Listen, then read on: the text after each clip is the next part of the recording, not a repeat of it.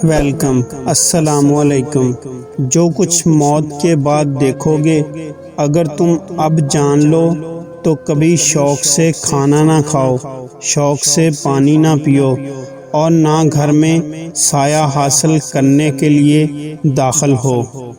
اپنی صحت و فراغت کو ایسی آزمائش کے آنے سے پہلے غنیمت سمجھو جسے بندے دور نہیں کر سکتے۔ اے مالدارو، اپنے مالوں کو اپنے چمڑوں پر ٹھنڈا کر لو، اس سے پہلے کہ ہم اور تم اس میں برابر ہو جائیں۔ جن لوگوں کی زبانیں اللہ تعالیٰ کے ذکر سے تر رہتی ہیں، ان میں سے ہر ایک ہنستا ہوا جنت میں داخل ہوگا۔ دنیا میں سب سے زیادہ پیٹ بھرنے والے قیامت کے دن سب سے زیادہ بھوکے ہوں گے۔ بدمزاجی، غلط فہمی، جھگڑے وغیرہ کا عالمگیر راز ہنسی میں چھپا ہے۔ آپ بھی ہنسی کا سہارا لیں، آپ کی 1000 تکلیف اور دکھ ختم ہو جائیں گے۔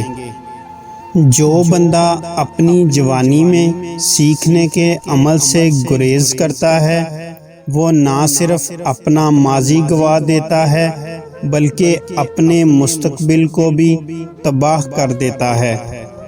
اگر آپ سست اور کاہل بیٹھے رہیں گے تب آپ کے اس عمل سے کوئی فائدہ نہیں پہنچے گا بلکہ نقصان ہی ہوگا۔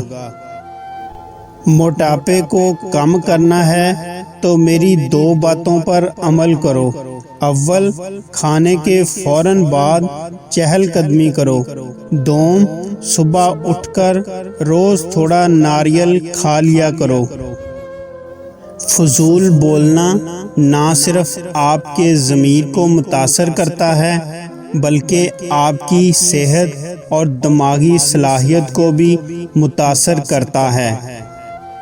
بڑے یقین والے کی نیکی کا ایک ذرہ دھوکے میں پڑے ہوں کی پہاڑوں جتنی عبادت سے افضل ہے۔